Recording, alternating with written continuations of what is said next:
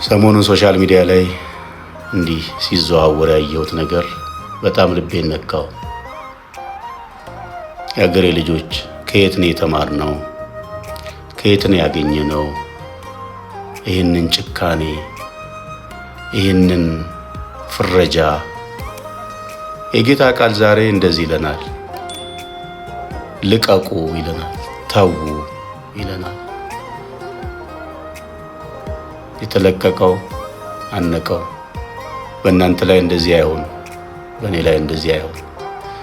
ብዙ የተተወልን ብዙ ልንተው፣ የተለቀቀን ልንለቅ ይገባል። ማቴዎስ 18:21 ይቅርታን ስለማድረግ ይናገራል።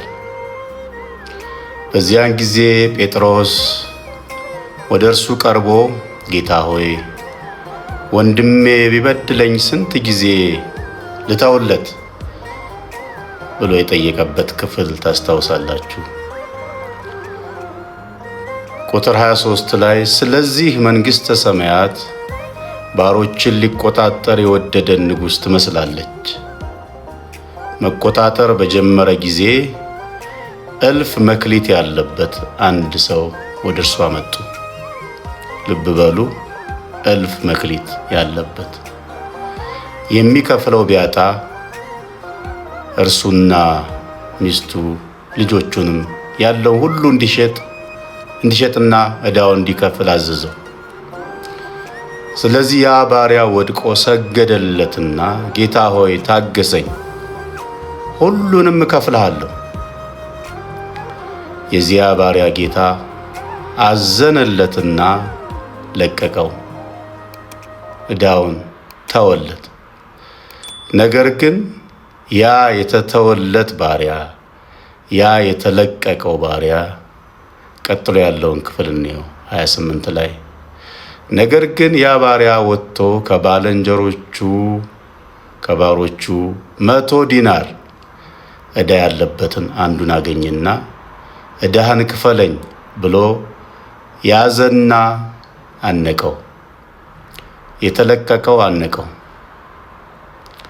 1000 ተትቶለት የተለቀቀው በ1 ዲናር ባልንጀራውን አነቀው። ወገኖቼ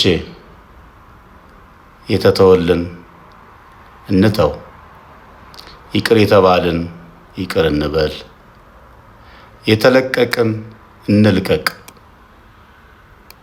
ኮንሽስ ሆነን በዚህ ሰዓት ከእግዚአብሔር አምላክ ዘንድ የተተወልንን የተሰረዘልንን ያንን በማሰብ ሌሎች ላይ ጣት የምንጠቁም እንደዚህና እንደዛ ምንል፣ ለዛውም ከኛ ባነሰ ነገር ሊሆን ይችላል።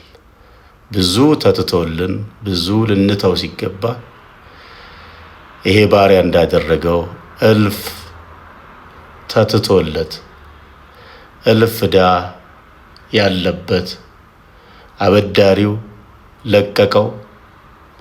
የተለቀቀው ስለ 1 ዲናር ባልንጀራውን አነቀው። ወዳችኋለሁ። ብሩካን ናችሁ።